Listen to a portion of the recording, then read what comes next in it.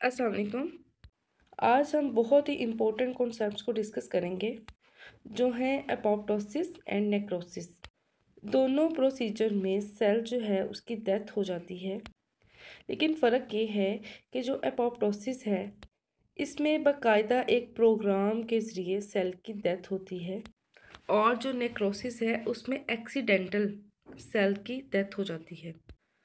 अब ये जो मटेरियल इसके लिए मैंने लिखा है, ये सिर्फ एक एक पेज पे मैंने लिखने की कोशिश की है कि इसको ब्रीफ भी करूं और बात जो है वो टू द पॉइंट भी हो। सबसे पहले तो इनकी प्रॉपर और इजी डेफिनेशन है। डेफिनेशन देखते हैं। एपोप्टोसिस और programmed cell death is a highly regulated process that allows a cell to self-degrade in order for the body to eliminate unwanted or dysfunctional cells। यानी जिस सेल की ज़रूरत नहीं होती या जो फंक्शन सही नहीं कर रहा होता, उस सेल को बाकायदा एक प्रोग्राम के ज़रिए हम जब उसकी डेथ करवाते हैं, उसको ख़त्म करते हैं, तो इसको बोलते हैं एपोप्टोसिस। हम ये भी कहते हैं इसमें कि सेल ने सुसाइड कर ली है, यानी सेल खुद ही ख़त्म हो गया है। अब चूंकि ये एक प्रोग्राम्ड प्रोसीजर है, तो इसके दौरान सेल में कुछ बायोकेमिकल इवेंट्स होंगे जिसको हम यहाँ देखते हैं। सबसे पहला वर्ड है ब्लबिंग, यानी ब्लेब्स बन जाएंगे सेल में, ऐसा हो जाएगा सेल। उसके बाद सेकंड है सेल श्रिंकेज, यानी सेल जो है वो साइज में श्रिंक होना शुरू हो जाएगा। फिर सेल का जितना न्यूक्लियर मटेरियल है वो सारे का सारा फ्रैगमेंट्स में कन्वर्ट हो जाएगा, जिसमें क्रोमोसोम भी आ जाएगा, क्रोमैटिन बॉडीज़ आ जाएंगी। अब देखें, क्रोमैटिन जो है वो कंडेंसेशन हो जाएगी, क्रोमोसोमल डीएनए फ्रेगमेंटेशन आ जाएगी इसमें।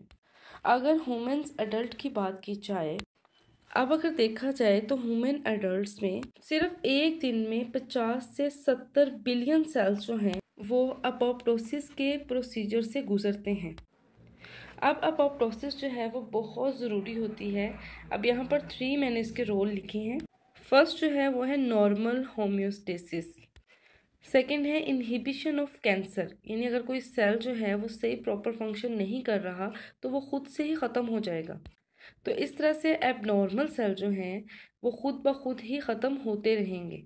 इस तरह से क्या होगा कि वो डिजीज़ जो है वो आगे बढ़ेगी नहीं, क्योंकि सेल अपने आप खुद से ही ख़त्म कर रहा है। तो अपोप्टोसिस जो है वो बहुत नेसेसरी है हमारी बॉडी के लिए, एक रेगुलेटिंग प्रोसीजर है ये। अब इसकी एक सिंपल सी एग्जांपल है कि जब फिंगर्स बनती हैं ना एम्ब्रियो के दौरान, तो फिंगर्स के दरमियान में कुछ सेल्स होते हैं, जिस तरह से डक है ना उसका वेब होता है, उसका पाँव जो है आप देखें 2 डिजिट के दौरान जो है वो सेल्स होते हैं। अब वो सेल जो होते हैं ना ह्यूमन्स में, ये ख़त्म हो जाते हैं एपोप्टोसिस के थ्रू। इस तरह से हमारी फिंगर जो हैं वो अलग-अलग हो जाती हैं। तो देखें कितना इम्पोर्टेंट प्रोसेस है ये। अब हमारे पास सेकंड टर्म है जिसे हम कहते हैं नेक्रोसिस। इसमें भी सेल जो है उसकी डेथ होगी, लेकिन किसी एक्सीडेंट के थ्रू। सबसे पहले डेफिनेशन देखें। Necrosis is the accidental death of cells and living tissues. और इसमें जो सेल जो है उसकी डेथ होगी वो एक ख़ास एरिया होगा जिसे हम लोकलाइज्ड एरिया बोलेंगे।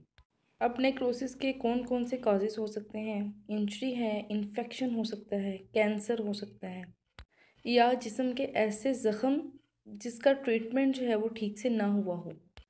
और भी बहुत सारी कंडीशन हैं, जैसे कुछ एजेंट्स हैं जिसकी वजह से नेक्रोसिस जो है उसके होने के चांसेस ज़्यादा हैं।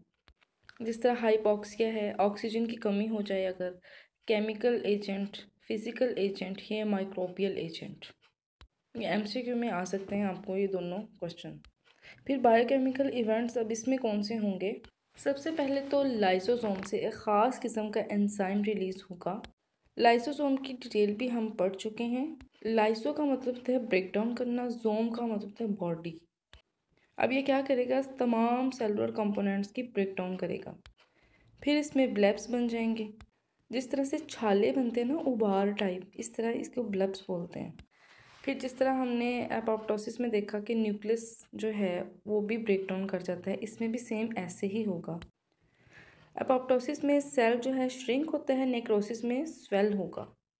एक और डिफरेंस अपोप्टोसिस और नेक्रोसिस में, अपोप्टोसिस में हमने देखा था अपोप्टोटिक बॉडीज़ बनी थी और उनमें ऑर्गेनेलिस थे, लेकिन नेक्रोसिस जो है इसमें सेल पूरे का पूरा फट जाएगा, बर्स्ट कर जाएगा।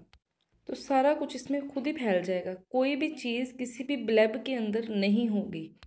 ये इन दोनों में डिफरेंस है और ये पॉइंट्स हैं, ये आपने बहुत अच्छी तरह याद करने हैं। सारा प्रोसीजर इस पॉइंट के अंदर है। जब एग्ज़ाम में आ जाए तो आप लोगों ने डेफिनेशन लिखनी है, बाद में इनके ये पॉइंट्स लिख देने हैं। और अगर डिफरेंस आ जाए तो डिफरेंस वाले भी सेम पॉइंट हैं सारे, और आगे जो मैं डायग्राम बनाऊंगी उसमें भी डिफरेंस जो है बताऊंगी। अब इसकी डायग्राम देखते हैं। सबसे पहले मैंने एक नॉर्मल सेल ड्रॉ किया है, इसमें हम तमाम ऑर्गेनेल्स शो करेंगे। फिर हम देखेंगे कि कैसे अपोप्टोसिस होता है और कैसे नेक्रोसिस, यानी कौन कौन सी चेंजेस आती हैं दोनों प्रोसीजर में। अगर आप लोगों को सिंपल आता है अपोप्टोसिस पे नोट लिखें तो उसकी सबसे पहले डेफिनेशन, फिर उसमें बायोकेमिकल चेंजेस और फिर उसकी डायग्राम। सेम इसी तरह नेक्रोसिस की भी आपने लिख देनी है। और अगर आपको डिफरेंस आ जाए दोनों में, तब आप लोगों ने ये डायग्राम जो है ना डिफरेंस की बना देनी है। और जब डिफरेंस लिखते हैं तो आप लोग ये बात याद रखें कि सेंटर में आप लोगों ने एक लाइन लगानी है। एक तरफ अपोप्टोसिस के सारे पॉइंट्स लिख देने हैं डेफिनेशन के बाद, और दूसरी तरफ नेक्रोसिस के सारे पॉइंट्स लिख देने हैं। और ये मैंने नोट्स ही इसी तरह बनाए हैं, जब आप पॉइंट्स लिखेंगे तो सारे स्टेप्स जो हैं वो बारी बारी आ जाएंगे। डायग्राम अच्छी तरह नोट कर लें। बहुत इजी डायग्राम बनाने की कोशिश की है और हर लेबलिंग जो है वो भी बहुत इजी की है।